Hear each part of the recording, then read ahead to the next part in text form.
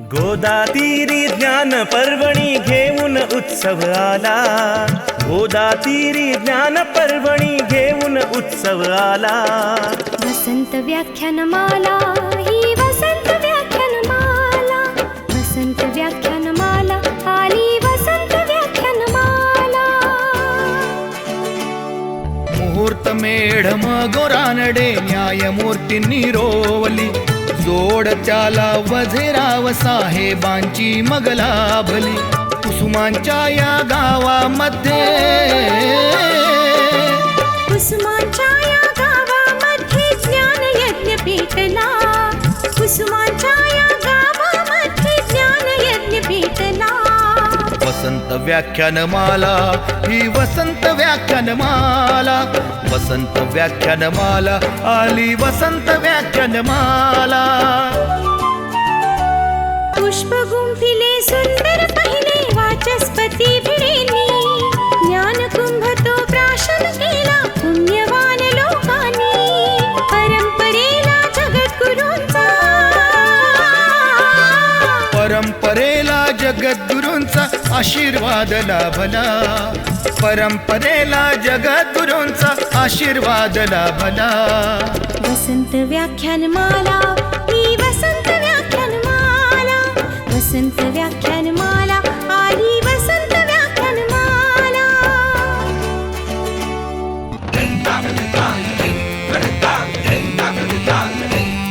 अहो देव मामले दार पटांगण फुलू फुलू लागले. लोकहिताला शिलेदार ही निस्वार्थी लाभले. खडतर होता मार्ग तरी पण खडतर होता मार्ग तरी पण जागर ना थांबला. खडतर होता मार्ग तरी पण जागर ना थांबला. वसंत व्याख्यानमाला ही वसंत व्याख्यानमाला. वसंत व्याख्यानमाला आली वसंत व्याख्यानमाला. गांधी नेहरू सरोजिनी अंधोंडो केशव कर्वे. स्वप्न दिले स्वातंत्र्यवीरांनी स्वतंत्रतेचे नवे. स्वरलतिकेचा स्वरसागर हा. स्वरलतिकेचा स्वरसागर श्री गोदेला भेटला. वसंत व्याख्यानमाला ही वसंत व्याख्यानमाला. वसंत व्याख्यानमाला आली वसंत व्याख्यानमाला. आचार्यात्रे हिंदू हृदय सम्राट धडाडून गेले. विचारवंतांच्या प्रतिभेचे दर्शन येथे घडले. प्रबोधनाच्या नव्या युगाचा प्रबोधनाच्या नव्या युगाचा पुरस्कार हा झाला. प्रबोधनाच्या नव्या युगाचा पुरस्कार हा झाला.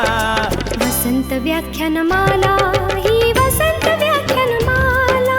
वसंत व्याख्यानमाला आली वसंत व्याख्यानमाला.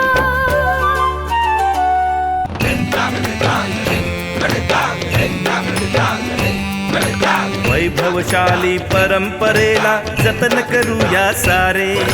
ज्ञानामृत हे घेण्यासाठी गोदा काठी या रे. कला गुणांचा संस्कारांचा कला गुणांचा संस्कारांचा मंगलमय सोहळा. कला गुणांचा संस्कारांचा मंगलमय सोहळा. वसंत व्याख्यानमाला ही वसंत व्याख्यानमाला. वसंत व्याख्यानमाला आली वसंत व्याख्यानमाला. वसंत व्याख्यानमाला ही वसंत व्याख्यानमाला. वसंत व्याख्यानमाला आली वसंत व्याख्यानमाला. वसंत व्याख्यानमाला ही वसंत व्याख्यानमाला. वसंत व्याख्यानमाला आली वसंत व्याख्यानमाला. वसंत व्याख्यानमालेचं आजचं 30वं पुष्प गुंफण्यासाठी आपल्यामध्ये ज्येष्ठ पत्रकार आणि अवयवदान चळवळीतील ज्येष्ठ कार्यकर्ते सन्माननीय संतोष आंधळे यांचं या ठिकाणी आगमन झालं आहे. टाळ्यांच्या गजरात आपण त्यांचं स्वागत करूया. त्याचबरोबर MSL ड्राईव्हलाईन सिस्टीम लिमिटेड या सातपूरमधील सुप्रसिद्ध कंपनीचे एक्झिक्युटिव्ह डायरेक्टर तथा कार्यकारी संचालक श्रीमान भूषण पटवर्धन हे देखील आपल्यामध्ये उपस्थित आहेत. मी आदरणीय आजचे वक्ते आंधळे साहेब आणि भूषण पटवर्धन साहेब यांना विनंती करतो, आपण कृपया व्यासपीठावर यावं.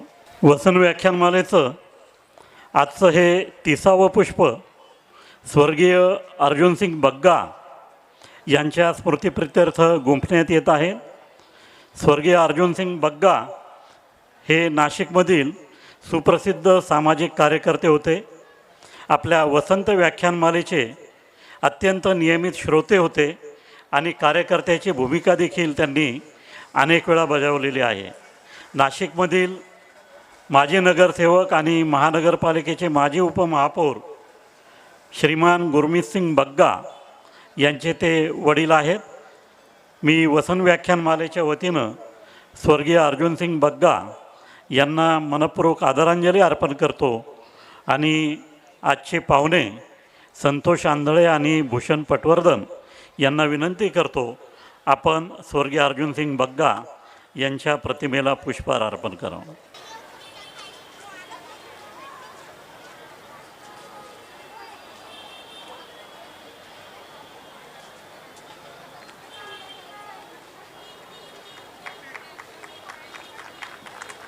आजचे वक्ते श्रीमान संतोष आंधळे यांचा व्याख्यानातून परिचय होईलच, परंतु मी थोडक्यात या ठिकाणी त्यांचा परिचय करून देतो. संतोष आंधळे हे गेली 25 वर्ष पत्रकारिता क्षेत्रात असून त्यांनी त्यांची संपूर्ण पत्रकारिता आरोग्य या महत्त्वाच्या विषयावर केली आहे.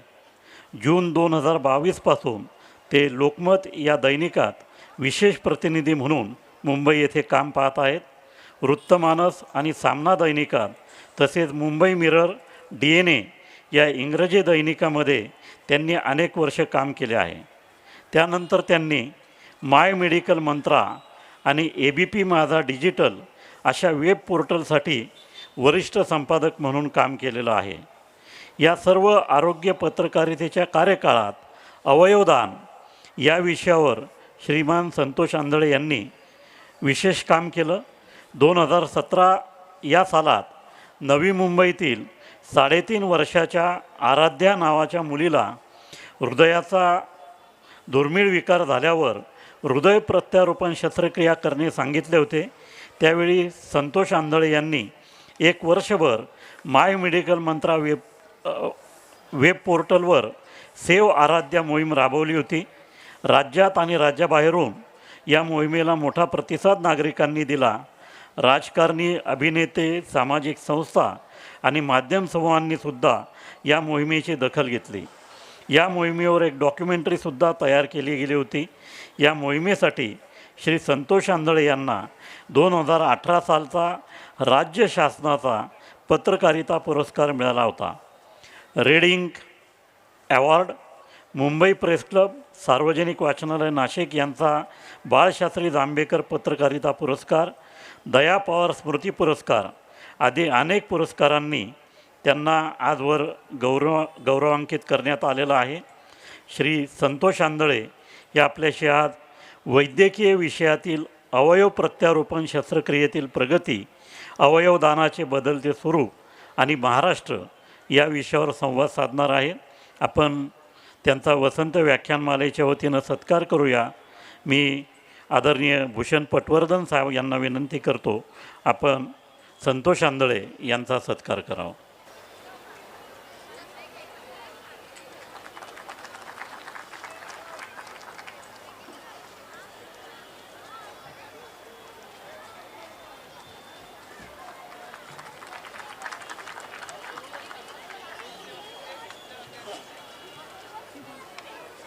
MSL ड्राईव्हलाईन सिस्टीम लिमिटेड ही आपल्या सातपूरमधील अतिशय प्रतिष्ठित आणि जुनी कंपनी आहे. या कंपनीचे कार्यकारी संचालक सन्माननीय भूषण पटवर्धन हे आपल्यामध्ये उपस्थित आहेत. पलीकडच्या गोरेराम गल्लीमध्ये ते अनेक वर्ष राहत होते आणि लहानपणापासूनच त्यांचा वसंत व्याख्यानमालेशी अतिशय जवळचं नातं जोडलेलं आहे. मी वसंत व्याख्यानमालेचे खजिनदार अविनाश वाळुंजे यांना विनंती करतो, आपण भूषण पटवर्धन यांचा स्मृतिचिन्ह देऊन सत्कार करावा.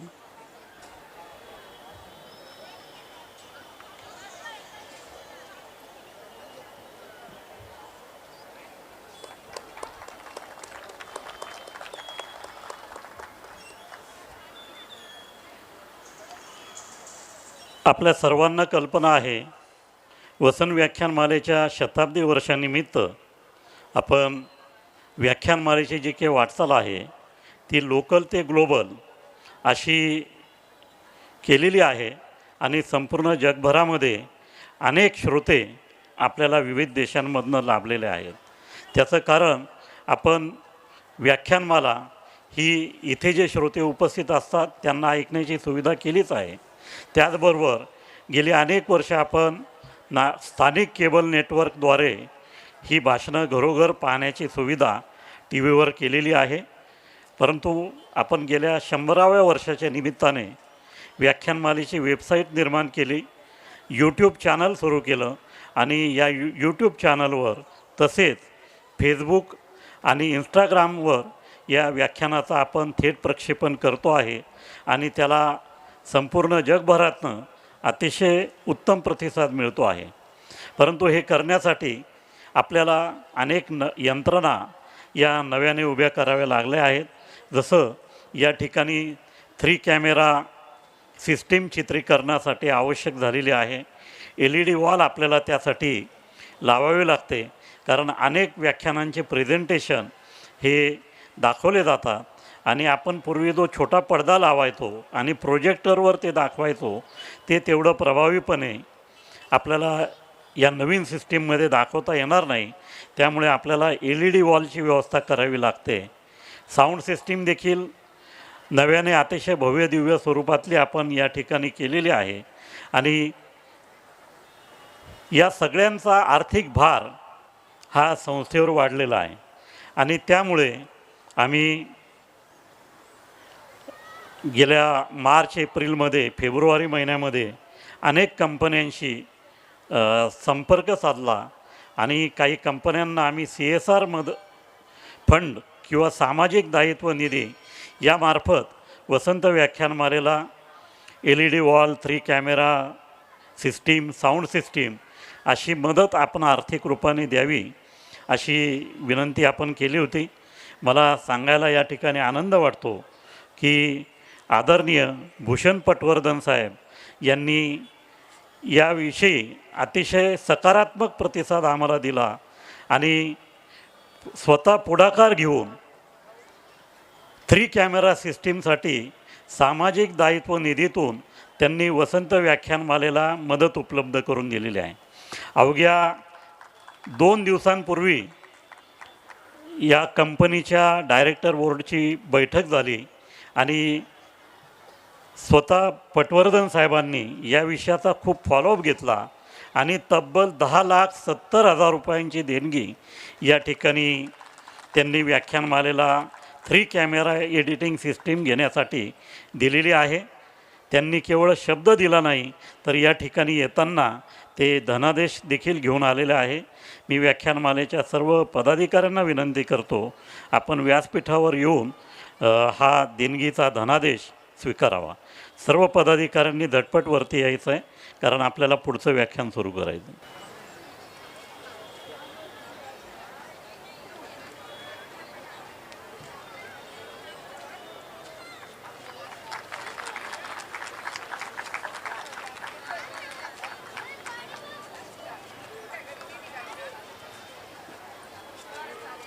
पटवर्धन साहेब वसंत व्याख्यानमाला आपली आणि MSL ड्राईव्हलाईन सिस्टीम लिमिटेड या कंपनीची खूप खूप आभारी आहे, कारण या देणगीमुळे पुढच्या वर्षी आमचा किमान 60% खर्च या 3 कॅमेरा शूटिंगसाठी जो होणार आहे तो कमी होणार आहे आणि पुढची 5-10 वर्ष आमचा पुष्कळ आर्थिक भार हा कमी होणार आहे. मी वसंत व्याख्यानमालेच्या वतीनं आपले पुन्हा एकदा मनपूर्वक आभार मानतो.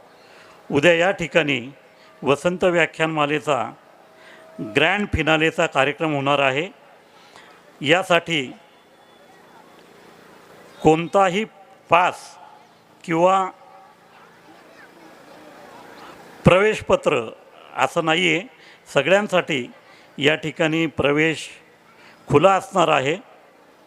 उद्याच्या या कार्यक्रमामध्ये झी उत्सव नात्यांचा, झी मराठीचा हा कार्यक्रम होईल. त्यामध्ये अनेक मान्यवर कलावंत हे या कार्यक्रमात सहभागी होणार आहे. त्यामध्ये प्रामुख्याने झी मराठी प्रस्तुत किचन कलाकार व दुनियादारी फेम निवेदक प्रणव रावराणे हे या कार्यक्रमाचं सूत्रसंचालन करणार आहेत. या कार्यक्रमामध्ये झी युवा संगीत सम्राट महासंग्राम विजेता गायक रवींद्र खोमणे, झी युवा सिंगर 1 नंबर फेम गायक चेतन लोखंडे आणि झी मराठी सारेगमप लिटिल चॅम्प्सचं जे विजेती गौरी गोसावी हे या ठिकाणी गाणी सादर करतील. नवरी मिळे हिटलरला या कार्यक्रमाचे या सिरियलमधले अभिनेते राकेश बापट आणि वल्लरी विराज म्हणजे एजे आणि लीला हे देखील उद्याच्या कार्यक्रमात सहभागी होणार आहेत. अमोल पाळेकर आणि त्यांचे सर्व सहकारी या ठिकाणी वाद्यवृद्धांचं संचलन करणार आहे.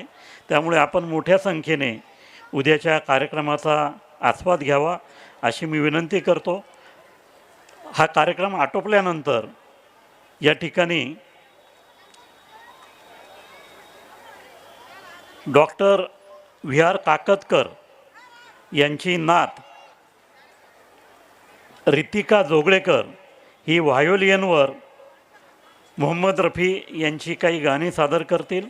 त्यानंतर IFRM ग्रुप हे गीत गुलदस्ता हा गाण्यांचा कार्यक्रम या ठिकाणी सादर करतील. पुढच्या कार्यक्रमाचाही आपण आस्वाद घ्यावा अशी विनंती करतो. आणि आजचे वक्ते सन्माननीय संतोष आंधळे यांना विनंती करतो आपण आजच्या पुष्पास प्रारंभ करावा. धन्यवाद. सर्वप्रथम धन्यवाद. वसंत व्याख्यानमालेने मला ही संधी दिली. एकतर मुळात वेळ आपल्याकडे फार कमी आहे, कारण 8 वाजलेले आहेत. मला 7:30चं लेक्चर चालवणं अपेक्षित होतं आणि आता नेमके 8 वाजलेले आहेत. तरी पण मी जितक्या शक्य त्या पद्धतीने हा विषय तुमच्यासमोर मांडण्याचा प्रयत्न करतो. आजचा माझा विषय आहे अवयव प्रत्यारोपण, शस्त्रक्रियेतील प्रगती, अवयदानाचे बदलते स्वरूप आणि महाराष्ट्र. आपल्याला सगळ्यांना माहिती आहे की अवयदान या विषयावरती आपण खूप बोलतो, ऐकतो, अनेक वेळा जनजागृती होते आहे म्हणून चर्चा करतो. मात्र अनेक वेळी मुख्य मुद्दे आपण विसरतो. आपल्याला सांगितलं जातं की अवयदान केलं पाहिजे, आपण त्या विषयावरती बोलतो आणि अनेक वेळा असे अनेक मुद्दे आपल्या समोर येतात की जेव्हा आपल्याला अवयदान करायची इच्छा असते की तेव्हा आपल्याला त्याबद्दल माहिती नसते. अनेक लोक प्लेस फॉर्म आम्हाला अवयदान करायचं म्हणून सांगतात, अवयदान केलं पाहिजे म्हणून जनजागृती करतात, बोलते होतात, पण नेमकं ज्यावेळी कृती करायची वेळ येते तेव्हा आपण कुठेतरी मागे पडतो असं चित्र आहे. तर बेसिकली सध्याच्या घडीला मी दैनिक लोकमत या वृत्तपत्रात विशेष प्रतिनिधी म्हणून कार्यरत आहे. इथे मी आरोग्याचा विभाग सांभाळतो आणि गेली 24 वर्ष मी केवळ आरोग्य पत्रिका ह्या विषयाला माझी पत्रिका वाहिलेली आहे. आणि ह्या पत्रकारितेतून आपण समाजामध्ये आरोग्याच्या दृष्टीने काही प्रभाव किंवा कशा पद्धतीने योगदान देऊ शकतो हा माझा प्रयत्न राहिलेला आहे. तर आजच्या मी माझ्या PPT देतो आहे तुम्हाला प्रेझेंटेशन, कारण मी कुठले मुद्दे विसरू नये त्याकरताही मी प्रेझेंटेशन देतो आहे. तर मी सुरुवात करतो प्रेझेंटेशनला माझ्या.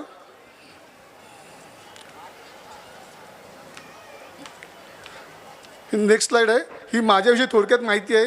बेसिकली मी डॉक्टर नाही हे सर्वप्रथम मी सांगतो आहे, कारण अनेक वर्ष मी आरोग्य क्षेत्रात काम करत असल्यामुळे अनेकांना वाटतं की मी मेडिकल बॅकग्राऊंडचा आहे, तर तसं अजिबात नाही आहे. पण गेले 24 ते 25 वर्ष मी आरोग्य क्षेत्राशी निगडीत डॉक्टरांशी, आरोग्य व्यवस्थेशी सातत्याने काम करत असल्यामुळे जी काही सामाजिक अंगाने सामाजिक व्यवस्थेपुढे जी मांडणी करायची आहे लोकांपुढे ती मी करण्याचा प्रयत्न करतो आहे. अवयदान या विषयावरती अधिक सविस्तर पद्धतीने काम करण्याचा प्रयत्न करीत आहे, परंतु जास्त मला आवडती आहे की आपल्याकडे ट्रान्सप्लांटेशन अवयव प्रत्यारोपण कशा पद्धतीने वाढेल त्यासाठी प्रयत्न केले पाहिजे. तर मी सुरुवात करतो आहे माझ्या प्रेझेंटेशनला. नेक्स्ट, अवयव प्रत्यारोपणातील प्रगती पाहण्या अगोदर विविध पद्धतीने आपल्याकडे अवयवदान केले जाते त्याची माहिती आता आपण पुढे घेणार आहोत. नेक्स्ट, अवयवदानाचे प्रकार. ह्यामुळं ज्या आपल्याला अवयवदान ह्या विषयाबद्दल माहिती आहे, पण अवयवदानाचे प्रकार विविध पद्धतीने आहेत. जिवंतपणे जे आपण अवयवदान करू शकतो, नात्यातील आपल्या व्यक्तीला देण्यात येणारं अवयव असतं त्याच्यामध्ये किडनी आणि यकृताचा भाग म्हणजे लिव्हरचा भाग आपण देऊ शकतो, हे अनेकांना माहिती असेलच. मात्र मेंदूमृत अवयवदान ह्याच्याबद्दल बरेच गैरसमज आहे की आमचा एखादा, मला अनेक वेळा फोन येतात की आमचा एखादा नातेवाईक मृत्यू पावला आहे आणि त्याला तर अवयवदान करायचे आहे. तर आपल्याला अवयवदान मृत्यू पश्चात करता येतात, ते म्हणजे फक्त त्वचा, डोळे.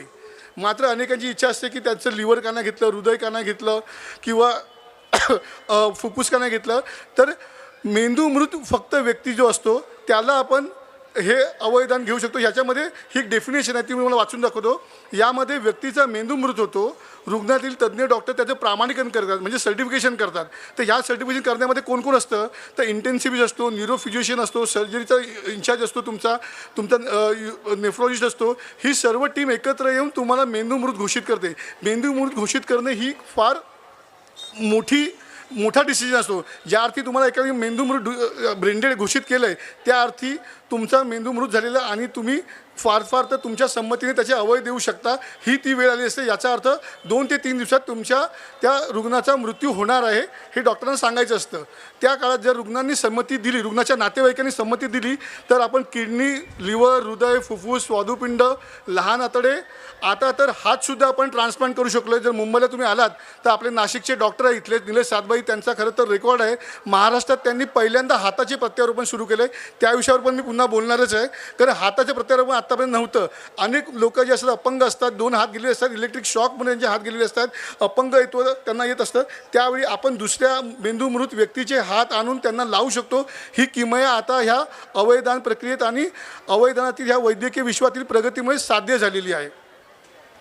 त्याच्यामध्ये नैसर्गिक जेव्हा मृत्यू होतो तेव्हा आपल्याला सगळ्यांना माहिती आहे की डोळे, त्वचा आपल्याकडे दान केली जातात. त्यासुद्धा आपल्याकडे विविध पद्धतीच्या नेत्रपेढी आहेत, त्वचादानच्या पेढी आहेत. सरकारी रुग्णालयात याची पूर्णपणे माहिती मिळते. आणि दुसरं आहे ते देहदान. आपल्याकडे देहदानाविषयी पण सुद्धा खूप मिसकन्सेप्शन आहेत. देहदान म्हणजे नेमकं काय करतं, तर देहदानामध्ये तुम्ही तुमची जी बॉडी असते ती तुमच्या एखाद्या महाविद्यालयाला, जिथे मेडिकल कॉलेजेस आहेत त्याला तुम्हाला ती देता येते आणि त्या बॉडीचा वापर वैद्यकीय शिक्षणाकरता, म्हणजे तुमच्या एका त्या मृतदेहावरती किमान 10 विद्यार्थी वर्षभर त्या बॉडीच्या विविध अंगाने फायदा घेऊन किंवा मदत घेऊन शरीर विच्छेदन शास्त्र, त्यांना ॲनाटॉमी जो विषय असतो त्या विषयाचं ते ज्ञान प्राप्त करत असतात. तर मुळात आपण गल्लत करता कामा नये की जिवंतपणे कोणतं अवयवदान करता येतं, मेंदूमृत अवयवदान म्हणजे काय आणि नैसर्गिक मृत्यू आला तर आपल्याला कोणते अवयव देऊ शकतो आणि देहदान म्हणजे काय, ह्या तुमच्या मी थोड्याशा बेसिक गोष्टी कन्सेप्ट क्लिअर करतो आहे. पुढचं नेक्स्ट, आपल्याकडे अवयवदान कोणत्या कायद्याने होते हे आपल्याला पहिलं माहिती पाहिजे. कारण अनेक वेळा आपण जर ऐकली असेल किडनी रॅकेट्स आपण ऐकली असतील, अवयवाची तस्करी ऐकली असेल, पण ही अवयवाची तस्करी, किडनी रॅकेट्स रोखण्याकरताच राज्य शासनाने, मुळात आपलं महाराष्ट्र हे पहिलं राज्य हे सांगायला मला अभिमान वाटेल, भारतामध्ये आपण पहिलं हे इनिशिएटिव्ह घेतलं आणि मानवी अवयव प्रत्यारोपण कायदा 1994 त्यानुसार आपल्याकडे आता अवयवदानाच्या प्रत्यारोपणाच्या शस्त्रक्रिया केल्या जातात. त्याच्यामध्ये पुढे विविध बदल आले, सुधारणा झाल्या. त्याला ह्युमन ऑर्गन ट्रान्सप्लांट ॲक्ट असं जेव्हा आम्ही म्हणत होतो त्यावेळी त्याचं अमेंडमेंट करून 2014 transplantation of human organs and tissue act, म्हणजे आपण पूर्वी फक्त ऑर्गनच आपण ट्रान्सप्लांट करू शकत होतो, पण आता टिश्यूमध्ये म्हणजे काय येतात, तर तुमच्या उतीपेशी होतात, ब्लड वेसल्स येतात, हाडे येतात, डोळे येतात. तर ह्यांना त्यांनी टिश्यू नावाचं त्यांनी लेबल केलेलं आहे. आता यामध्ये कोणते कायद्याने सांगितलं की कोणी कोणाला अवयवदान करू शकत नाही. म्हणजे मला वाटलं की एखाद्याला अवयव द्यायचा आहे तर तो देता येत नाही. माझे जवळचे मित्र आहेत, माझा तो मित्र आहे, जुना मित्र आहे, मला अवयव द्यायचा आहे तर देता येत नाही. आपल्या इकडे कायद्याने ह्या सगळ्यांची व्यवस्थित व्याख्या केलेली आहे की कोणता नातेवाईक तुम्हाला अवयव देऊ शकतो. तुमचे आई वडील, भाऊ बहीण, काका काकू, मावशी. मात्र तुमची चुलत बहीण वगैरे काय असेल तर ते अवयव देता येत नाही. आणि जर तुम्हाला ते द्यायचे असतात तर आपल्याकडे प्रत्यारोपण समिती आहे त्या समितीसमोर तुम्हाला जावं लागतं. तुम्ही त्याचे खरोखर नातेवाईक आहात की नाही याची पडताळणी होते. विविध पदांची कागदपत्रं असतात. आपलं साधं घरच्या एका नवऱ्याला बायकोला किडनी जरी द्यायची असेल तर आपल्याला मोठ्या प्रमाणात कागदपत्रांची छाननी करावी लागते.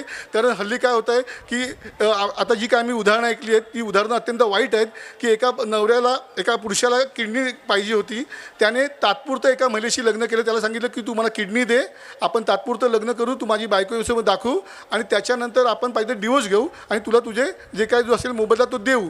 परंतु तसं न केल्यामुळे आपल्याकडे पुणे येथील एका रुग्णालयामध्ये हे रॅकेट उघडकीस आलं आणि हा प्रकार सगळा उघडकीस आला. त्याच्यामुळे अवयवदान आणि अवयव प्रत्यारोपण शस्त्रक्रिया करताना मोठ्या कागदपत्रांची गरज लागते का? तर हो लागते. मात्र अशा अवैध प्रकारांना आळा घालण्यासाठी रुग्णालय तुमच्याकडे ही कागदपत्रं मागत असतात. त्याच्यामागे त्यांचा हेतू शुद्ध असतो. आपल्याला अनेक वेळा वाटतं की मी आई आहे तर माझ्याला किती वेळा तुम्ही विचारणार, तर तुम्हाला फारशा गोष्टी विचारल्या जातात. तुमचं DNA टेस्टिंग केलं तर HLA क्रॉस मॅचिंग ह्या ज्या काही डॉक्टरी वैद्यकीय पद्धती आहेत, चाचण्या आहेत त्या केल्या जातात आणि आपण पुढे करत असतो. नेक्स्ट, आता अवयवदान आणि अवयव प्रत्यारोपण व्यवस्थेवर नियमन कोण करतं? म्हणजे ही एक व्यवस्था आहे, ह्याच्यावरती शासन आहे का? नाही, तर ऑटोनॉमस बॉडीज आहेत. तर आपल्याकडे पहिली जी आरोग्य विभागाची केंद्रीय सरकारची जी बॉडी आहे त्याला मी नोटो म्हणतो, national organ tissue transplant organisation. त्याच्या अंतर्गत नंतर येतात regional organ and tissue transplantation, ज्याला मी रोटो म्हणतो.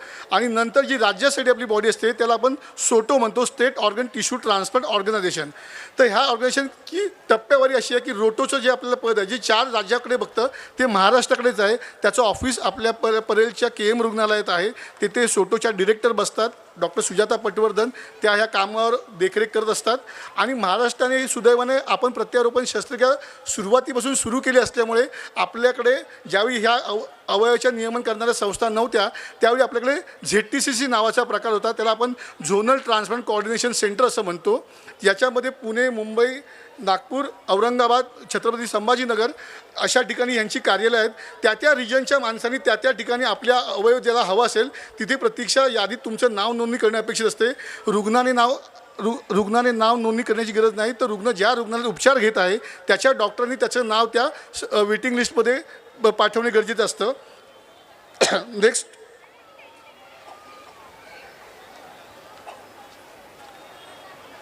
आता अवयवदान गरज जनजागृतीची. अनेक वेळा आपल्याला कळतं की हे तुम्ही अवयवदान का विचारताय, कोणाला गरज आहे, इथे कोणाला किती लोकांना गरज आहे. तर तुम्हाला माझ्या पुढच्या प्रवासात म्हणजे आपल्या या व्याख्यानाच्या प्रवासात तुम्हाला कळेल की अनेक आश्चर्यचरक आकडे आहेत आपल्याकडे की एवढ्या लोकांना किडनीची, लिव्हरची, फुफ्फुसांची गरज आहे आणि आपण ती केवळ ऑर्गन डोनेट न केल्यामुळे, केवळ ती आपल्या जे काही रिच्युअल्स आहेत त्याच्यामुळे आपण अनेक अवयव गमावून बसतो. त्याची तुम्हाला माहिती येतो. आता राज्यात अवयवांची गरज असण्याची मोठी प्रतीक्षा यादी आहे. ज्या तुलनेत अवयवांची गरज आहे त्या तुलनेत आपल्याकडे मेंदूमृत व्यक्तींचे अवयवदान होत नाही. याकरता अवयवदान जनक गरज असून वैद्यकीय आणि सामाजिक क्षेत्रातून यासाठी सातत्याने प्रयत्न केले जात आहे. गेल्या काही वर्षात अवयव निकामी झालेल्या रुग्णांच्या संख्येत मोठ्या प्रमाणात वाढ होत आहे. या अशा रुग्णांची राज्यातील प्रतीक्षा यादी महिन्यागणिक वाढत आहे. एका वर्षाला मेंदूमृत व्यक्तीकडून अवयवदान होण्याची संख्या व अवयवांची गरज असणाऱ्या रुग्णांची संख्या यामध्ये मोठी तफावत आहे. म्हणून म्हणतो की याकरता आपण जे प्रतिज्ञापत्र असतं, प्लेज फॉर्म, मला अवयवदान करायचं आहे, यासाठी तुम्हाला कुठेही लांब जायची गरज नाही. आपल्याकडे वेबसाईट आहेत गव्हर्नमेंटच्या, नोटोची वेबसाईट आहे, सोटोची वेबसाईट आहे. तिथे तुम्ही एका क्लिकवरती गेला की तुम्ही तुमचा अवयवदानाचा फॉर्म भरू शकता. तुम्ही अवयवदानाचा फॉर्म भरलात म्हणजे तुमच्या कोणी मानगुटी बसत नाही की नाही तू अवयवदान करच. तुम्ही स्वतः अवेअर झाला आहात, ही गोष्ट तुम्हाला कळली आहे, ती तुमच्या घरच्यांना तुम्ही सांगितलेली आहे, संमती दिलेली आहे की माझ्या उद्या मेंदूमृत पश्चात की मला अवयवदान करायचं आहे आणि ते तुम्ही करावं. ह्यासाठी तो केलेला प्रकार असतो. नेक्स्ट, आता मार्च 2024 पर्यंत अवयवनिहाय राज्यातील रुग्णांची प्रतीक्षा यादी बघा. किडनीसाठी 6415 लोक वेटिंग लिस्टवर आहेत. हृदयासाठी 119 लोक वेटिंग लिस्टवर आहेत. स्वादुपिंड म्हणजे पॅनक्रिया, ज्यांचा इन्सुलिनचा वापर रेजिस्टन्स आहे, होतच नाही, त्यांना 4-4, 5-5 डोसेस घ्यावे लागतात आहे. इन्सुलिन प्रोड्यूसच होत नाही आहे, असं स्वादुपिंडाचे 34 हवेत. 1489 यकृत, लिव्हर हवेत. फुफ्फुसं 56 छोटे आतडे पण सुद्धा आपण डोनेट करू शकतो आणि ट्रान्सप्लांट करू शकतो. हे आपल्या वैद्यकीय विश्वातील प्रगतीने दाखवून दिलेलं आहे. आता हे किडनीची जी संख्या आहे वेटिंग लिस्टची 6415, ही 6415 फक्त नोंदणीकृत आकडा आहे. ही आकडेवारी जास्त असण्याची शक्यता असणार आहे, कारण अनेक लोक, हजारो लोक सध्या डायलिसिसवर आहे. काही लोकांना किडनी ट्रान्सप्लांटचा खर्च परवडत नाही, काही लोकांना किडनी घरातून कोणी देणार नाही, काही लोकांना असं वाटतं की प्रतीक्षा यादीवर आपला नंबर लागणार नाही किडनी यादीमध्ये, त्याच्यामुळे आपण नोंदणीच करायची नाही. म्हणून हा आकडा तुम्हाला दिसतोय. म्हणजे हा आकडा हा दरवर्षी राज्यनिहाय वाढत चाललेला आहे. ही प्रतीक्षा यादी कमी होत नाही आहे, तर दरवर्षी वाढत जाते. आपलं लोकांचं जीवनमान उंचावलेलं आहे. वैद्यकीय विश्वातील विविध प्रगती झाल्यामुळे शस्त्रक्रिया चांगल्या होत चाललेल्या आहेत. लोकांना आयुष्यमान वाढत आहे. मात्र त्याचवेळी ते आयुष्य क्वालिटी कॉम्प्रोमाइजमध्ये जगायचं का गुणवत्तापूर्ण जगायचं, आरोग्यदायी जगायचं, हा विचार आता प्रत्येकाने करायची गरज आहे. ह्या आकड्यावरून तुम्हाला लक्षात येईल की आपल्या राज्यातील चित्र विदारक आहे आणि ह्यासाठी आपल्या सगळ्यांनी एकत्रपणे प्रयत्न गरजेचे आहे. नेक्स्ट,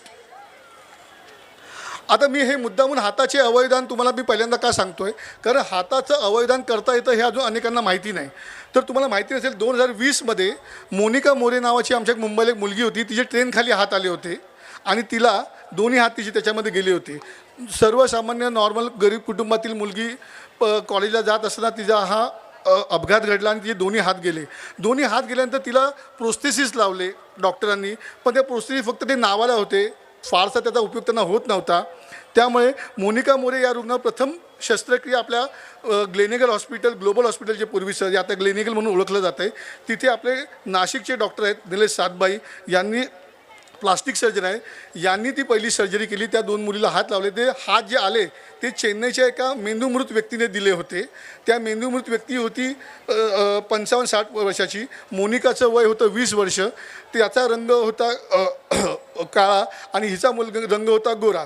तर ह्या सगळ्या जटिल व्यवस्थेमधून ह्या हाताचं प्रत्यारोपण केल्यानंतर असं अनेक वेळा वाटत होतं की त्या गोऱ्या मुलीला ते काळे हात लावले होते तर पुढे कसं होईल, तिचं दिसायला विद्रूप दिसेल का, ते हात व्यवस्थित चालतील का, ह्या अशा अनेक शंका कुशंका वैद्यकीय वर्तुळात आणि सामाजिक वर्तुळात व्यक्त होत होत्या.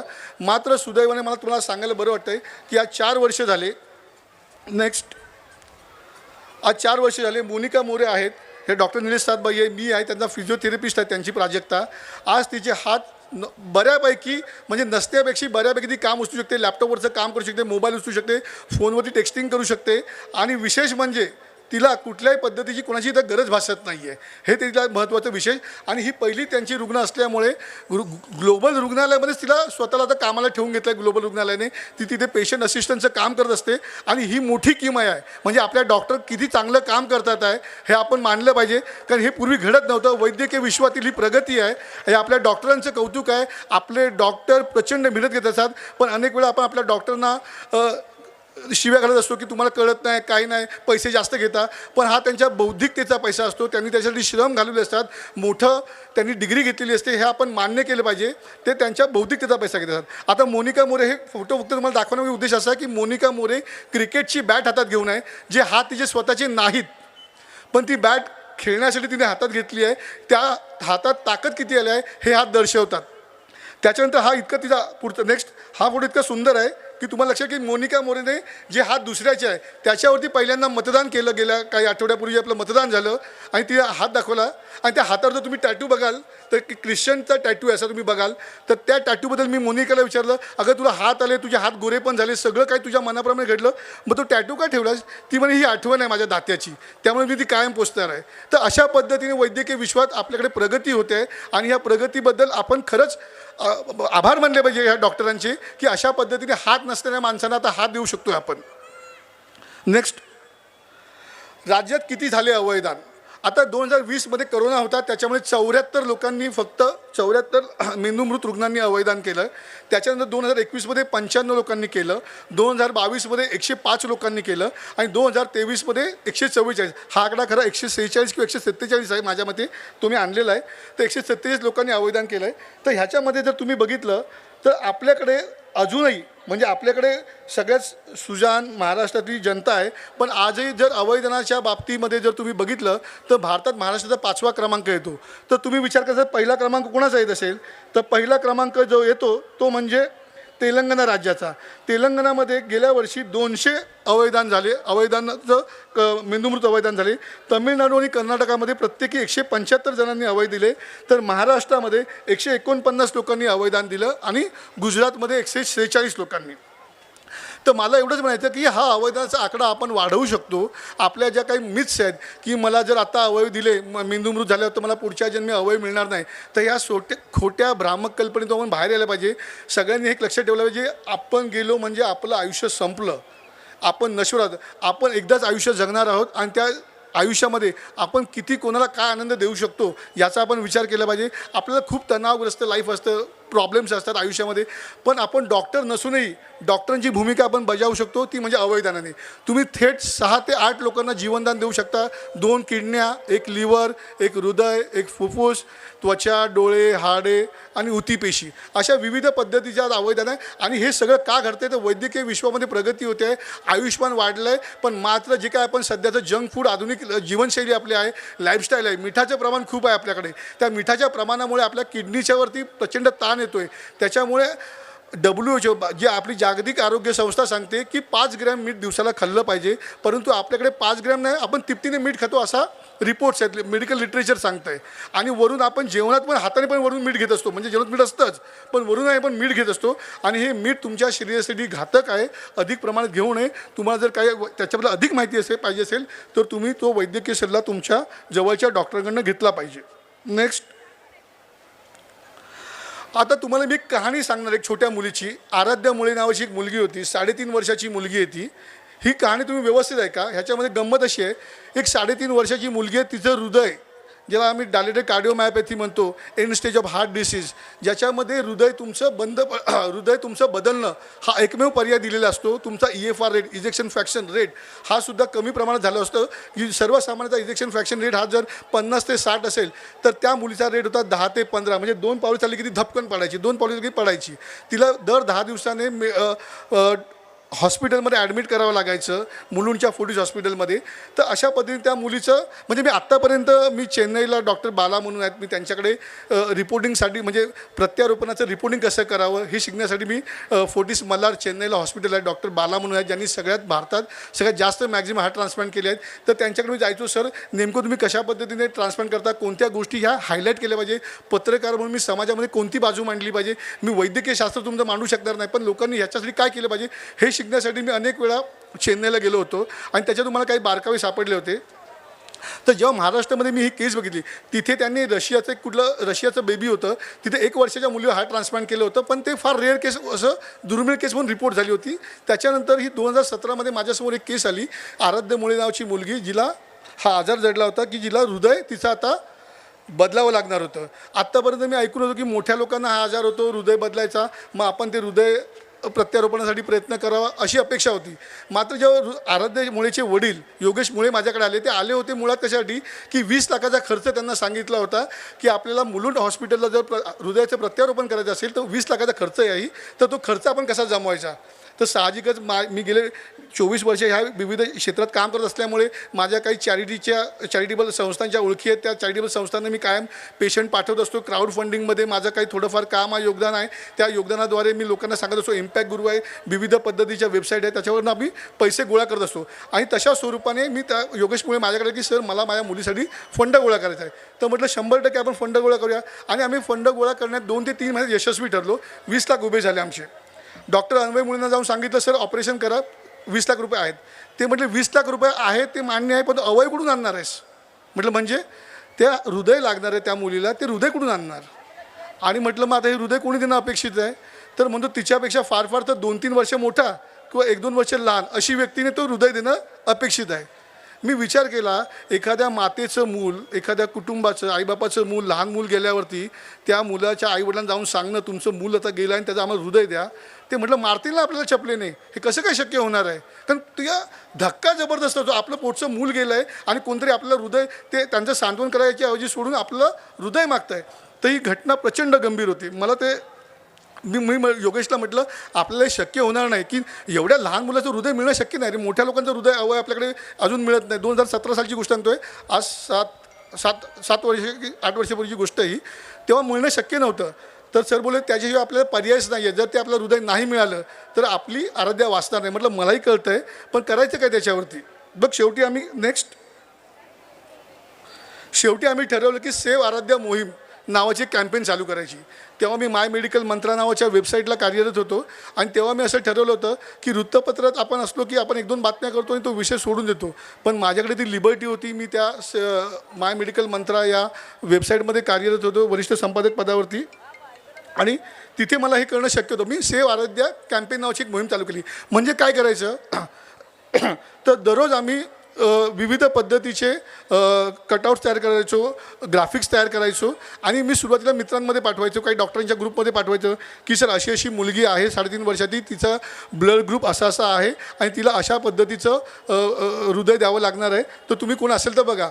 तर काही मित्र मला हसायचे, यार समजा असं कोण देतं का लहान मुलाचं हृदय, असं कसं काय शक्य होईल. मी म्हटलं सर प्रयत्न करूया, असं शक्य झालेलं नाही आजपर्यंत, आपण प्रयत्न करायला हरकत आहे. त्याच्यामुळे माझी सगळी मित्रमंडळी, माझे सगळे सहकारी, माझ्या ओळखीचे सगळे लोक या कॅम्पेनमध्ये सहभागी झाले होते.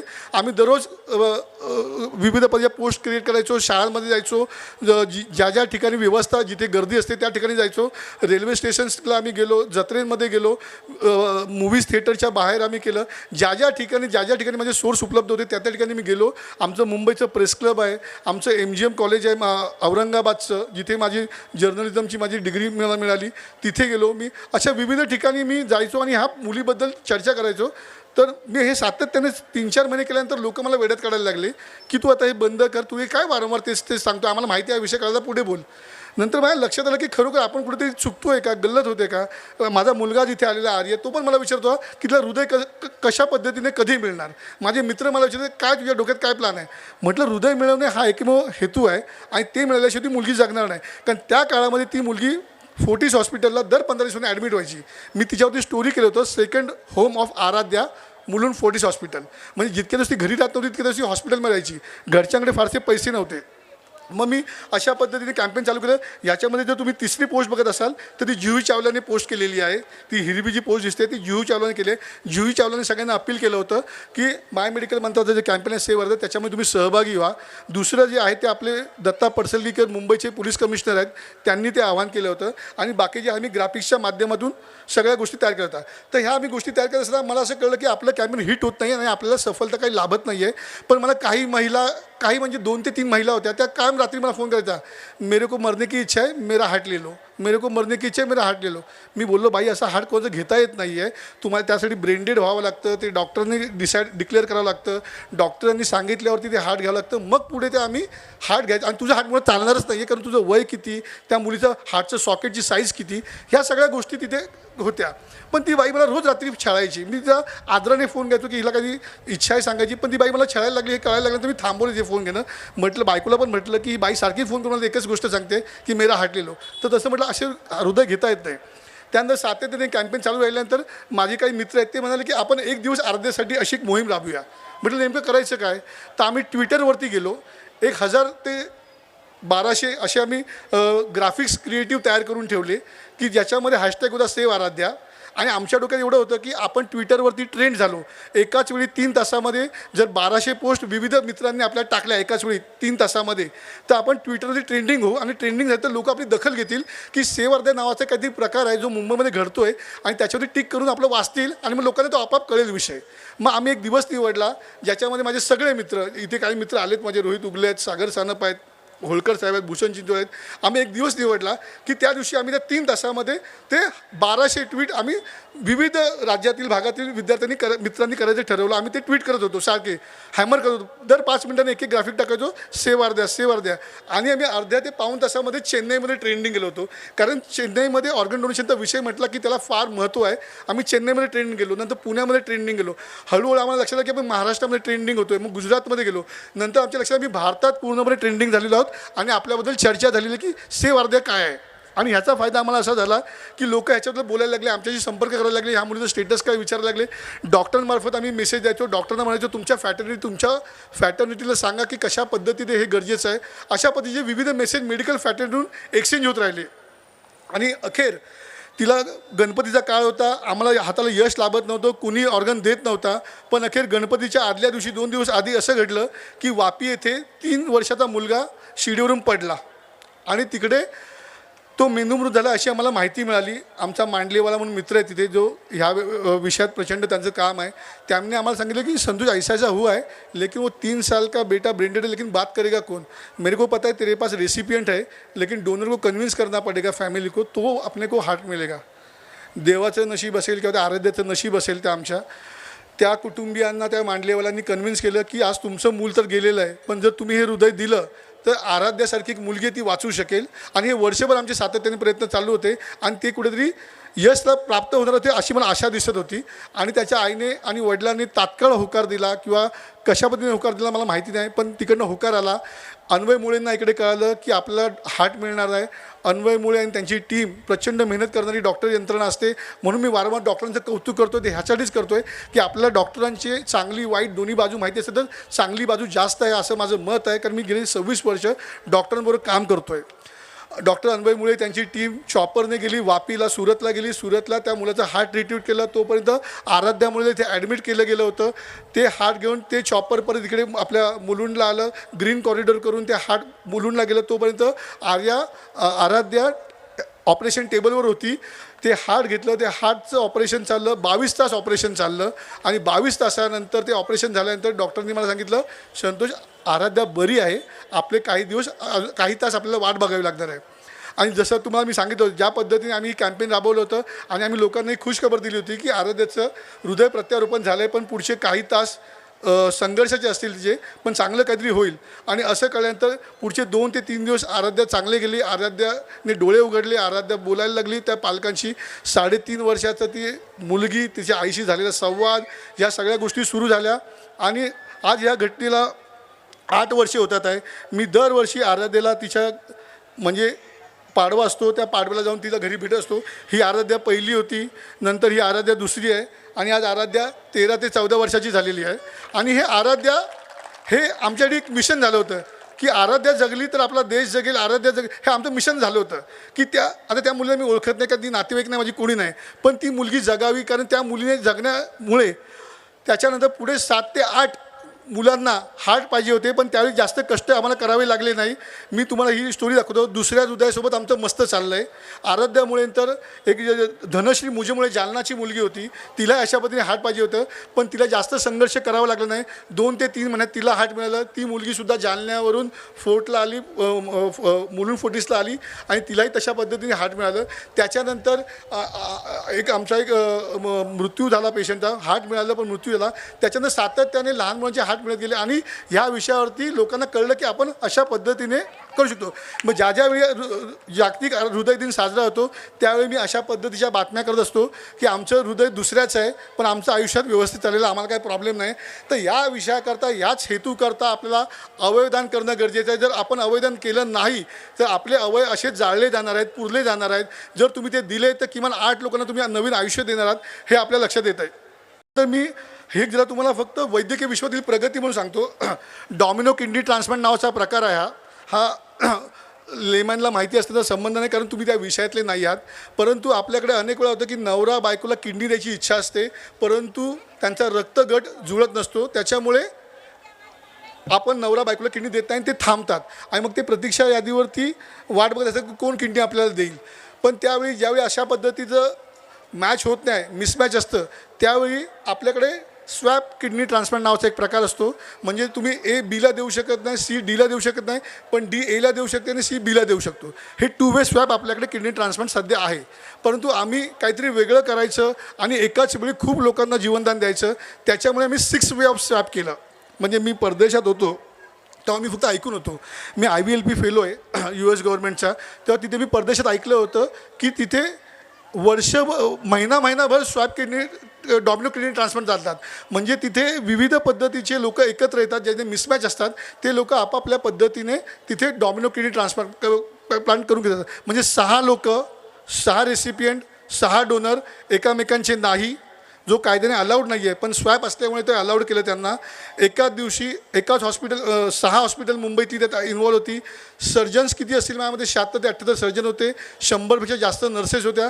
ॲनेस्थेटिस्ट होते, रेसिपियंटला ॲनेस्थेटिस्ट लागणार होता, डोनरला लागणार होता. अशा विविध पद्धती सर्जरी एकाच वेळी करायच्या होत्या.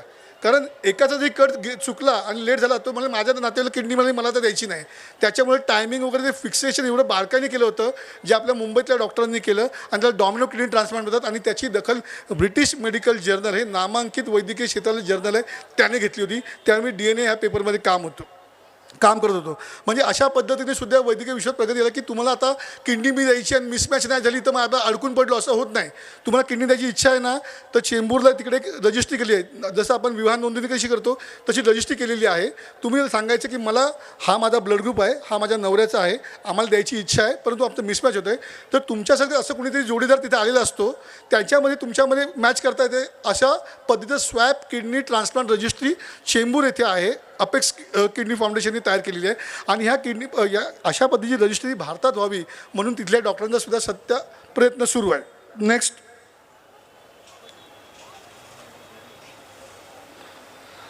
हे जे तुम्हाला मी म्हटलं दात्याची अदलाबदल करून किडनी दिली जाते स्वॅप किडनी ट्रान्सप्लांट. म्हणजे ह्याच्यामध्ये तुम्ही बघाल तर सुगंधा सीथा राहुल सीता आणि गुरुदेव सैनी आणि परमिंदर सैनी हे खरे नवरा बायको आहेत आणि ते मुलगा आई आहे. त्या दोघांना एकामेकात देता येत नव्हती म्हणून स्वॅपिंग केलेलं आहे. तुम्ही जर बघितलं तर म्हणजे ते नातेवाईक नाही आहेत परंतु त्यांना मिसमॅच होत होतं म्हणून ती अदलाबदल देऊन किडनी दिली गेलेली आहे. ह्याला स्वॅप किडनी ट्रान्सप्लांट म्हणतात जे आपल्या इकडे सर्रास आता केलं जातं आहे. नेक्स्ट, आता माध्यमांची भूमिका महत्त्वाची. ज्या व्यवसायात मी काम करतो जर्नलिझम फील्डमध्ये त्या फील्डमधल्या लोकांनी सुद्धा ह्या विषयावरती बोलतं राहणं गरजेचं आहे. आणि आता मी तुम्हाला सांगतो गेल्या काही वर्षामध्ये सातत्याने न्यूजपेपरमध्ये सुद्धा आता चांगल्या स्वरूपाच्या बातम्या येतात आहे की अवयदान केलं पाहिजे. मी सातत्याने माझी इच्छा असते मी राज्यभर कुठेही जातो त्या ठिकाणी मी सातत्याने या विषयावर बोलत असतो. कारण आपल्याकडे अवयदाची संख्या वाढल्याशिवाय ही अवयदांची प्रतीक्षा यादी कमी होणार नाही हे जाहीरपणे सगळ्यांना माहिती आहे. त्याच्यामुळे सातत्याने तुम्ही इथे जे उपस्थित आहात त्या सगळ्यांनी सातत्याने अवयदान या विषयावरती बोललं पाहिजे. अवयदान करा, प्लेस फॉर्म भरा, कारण हे भरलेले तुम्हाला फायदाच होईल आयुष्यामध्ये पण तोटा होणार नाही. त्याच्यामुळे या विषयावरती तुम्ही कायम बोलतं राहणं अपेक्षित आहे. नेक्स्ट, आपल्याकडे सोशल मीडियावरती सध्या ना एक व्हायरल पोस्ट होते गेली 8-9 वर्ष हा पोस्ट मला त्रास देतो आहे. सुधीर नावाच्या माणसाची किडनी अवेलेबल आहे, 2 किडनी अवेलेबल आहे, कोणाला हव्या असतील तर त्या घेऊन जा. आपल्याकडे सोशल मीडियावरती आलं की फॉरवर्ड त्याच्यामुळे आपण अशा पद्धतीची कधीही अवेलेबल अवयव नसतात हे लक्षात ठेवा. तुम्हाला जे काही पोस्ट येत असतील त्या पोस्ट या चुकीच्या आहेत. अशा पद्धतीने कधीही कुठल्या किडनी अवेलेबल नसतात, कुठले हृदय अवेलेबल असतात. ही लॅबोरेटरी नाही, हे मेडिसिनचं दुकान नाही की आमच्याकडे किडनी अवेलेबल असे सांगणारे मेसेज येतील ते पुढे पाठवू नका, ते फेक आहेत. अशा पद्धतीची कुठलीही घटना महाराष्ट्रात भारतात जगात झालेली नाही आहे की 2 किडनी अवेलेबल कोणाला पाहिजे घेऊन जा, असं कधी होत नाही. पण अशा पद्धतीच्या पोस्ट आपण आपल्या आत्मीयतेने आपल्याला वाटतं की आपण कधी सत्कार्य करतोय म्हणून पुढे पाठवतो आणखी पुढे जाते पण शेवटी त्याचा फियास्को असतो, त्याच्यामध्ये काही तथ्य नसतं. नेक्स्ट, आता आम्ही मंत्रालयामध्ये चित्र प्रदर्शनाची जनजागृती केली होती. गिरीश महाजन वैद्यकीय शिक्षण मंत्री होते, देवेंद्र फडणवीस मुख्यमंत्री होते. त्यावेळी त्यांची परवानगी घेऊन आम्ही चित्रकलेच्या माध्यमातून अशा पद्धतीचं प्रदर्शन भरवलं होतं. तुम्हालाही जर काही संकल्पना सुचत असतील की आपण काही वेगळ्या पद्धतीने जनजागृती करू शकतो अवयदानाबद्दल तर ती करण्यासाठी तुम्ही खरंच पुढे यायला पाहिजे. कारण अशा पद्धतीने जनजागृती केली तरच आपण कोणाला तरी मदत करू शकतो, कोणाचा तरी जीव वाचवू शकतो, हे लक्षात आलं पाहिजे. ह्यासाठी हा जो आमचा मुलगा उभा आहे खालचा सूरज कॅटरे त्यांनी काढलेली चित्र त्याच्यामध्ये तुम्ही जर बघाल तर ते मुलं फुगे घ्यायला जातात आणि तो फुगा म्हणजे प्रत्येकाचा एक अवयव आहे. तो अवयव ते सोडतात आहे की आमच्यातला अवयव गेला आहे, आता आम्हाला अवयव कोण देणार. तर पुढे तुम्ही बघितलं असेल की ब्रेनडेड पेशंट आहे, डॉक्टर समजून सांगतात आहे की आता तुमच्या रुग्णाची स्थिती अशा पद्धतीची आहे, जर तुम्ही ह्यावेळी जर संमती दिली तर रुग्णाचे प्राण वाचू शकतील, अनेक रुग्णांचे प्राण वाचू शकतील जर तुम्ही संमती दिली तर अवयदान होऊ शकते. नेक्स्ट,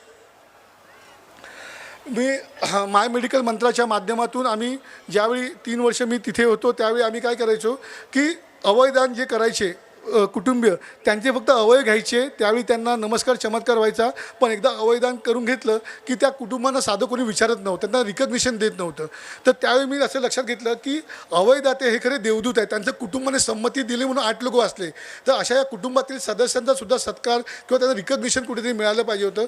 त्यावेळी मी माय मेडिकल मंत्रामध्ये होतो त्यावेळी आम्ही प्रथमच उपराष्ट्रपती व्यंकय्या नायडू सरांची वेळ मागितली होती की ही थोर मंडळी त्यांनी जर संमती नसती दिली तर आज 8 लोक वाचले नसते. त्याच्यानंतर आम्हाला सरांनी परमिशन दिली की असे तुम्ही 10 दाते घेऊन या, त्यांचा सत्कार करायला मी स्वतः तयार आहे. मग आम्ही उपराष्ट्रपती भवनामध्ये गेलो होतो, त्यांनी 10 दात्यांचा सत्कार केला, तिथे मॅसेजवरती आम्हाला सहीसुद्धा करून दिली. तशाच पद्धतीने मी हेमल कसा आहे आपला प्रकाश आमटे त्यांनी मला तिथे बोलवलं होतं. तिथे जे अनेक लोक त्या गोष्टी बघायला येतात, हेमलकसाच्या लोकविरोधी प्रकल्प बघायला येतात, त्या ठिकाणी मी लेक्चर दिलं होतं.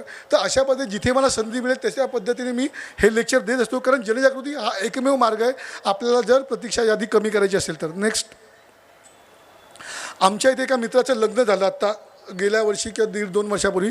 तिथे त्याच्या लग्न समारंभात त्याने आम्हाला युक्ती सांगितली की माझ्या लग्न समारंभात आहेर नका देऊ, पण माझ्या लग्न समारंभात मी ते प्लेज फॉर्म आहेत, जे ऑर्गन डोनेशनचे फॉर्म आहेत ते मी आणून ठेवेन, आणि ते जर कोणी भरले तर मला आहेर नका देऊ, पण माझा फॉर्म भरून द्या.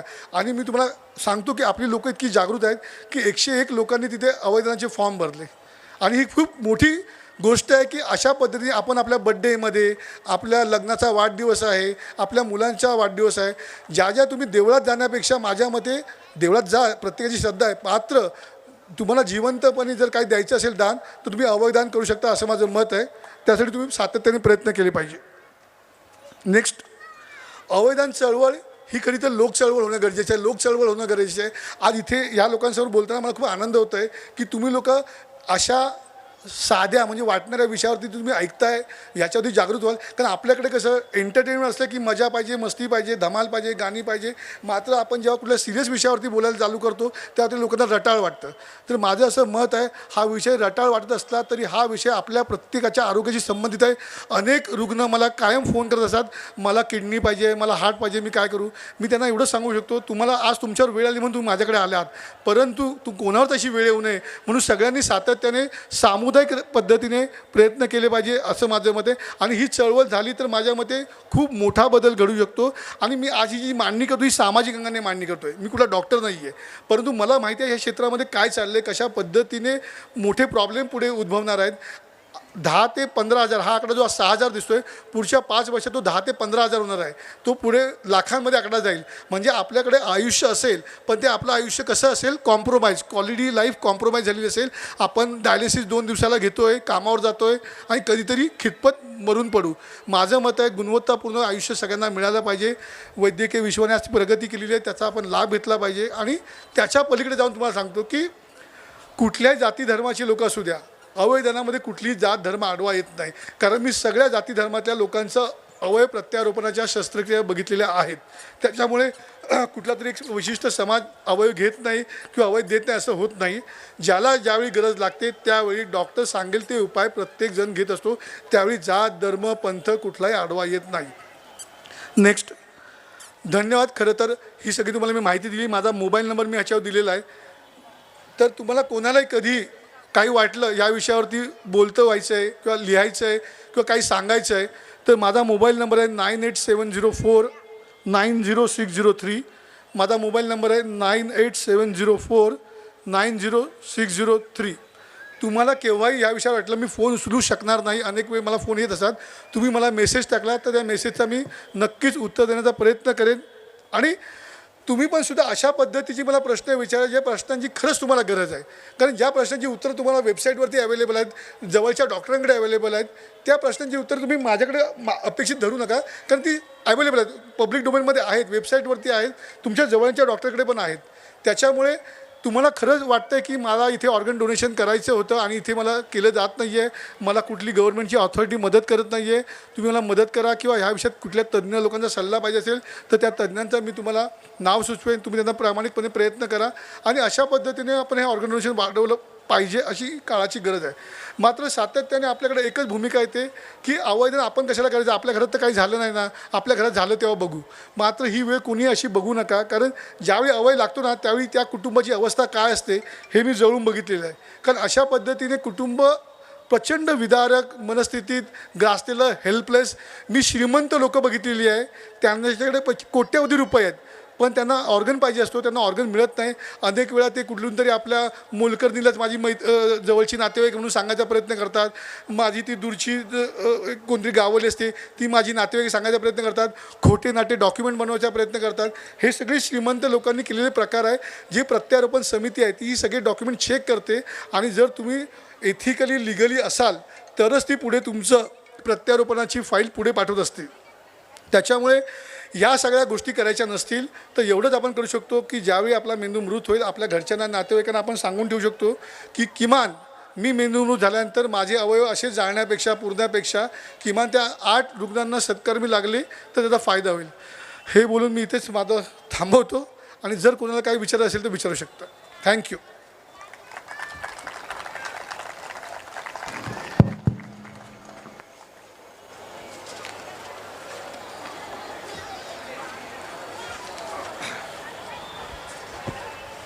वसंत व्याख्यानमालेचं आजचं 30वं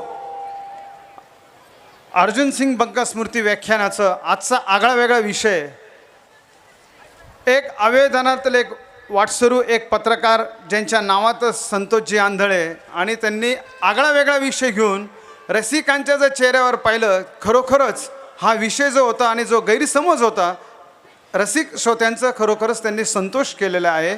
व्याख्यानमालेच्या वतीने टाळ्यांच्या कडकडात आपण त्यांचे आभार मानूया.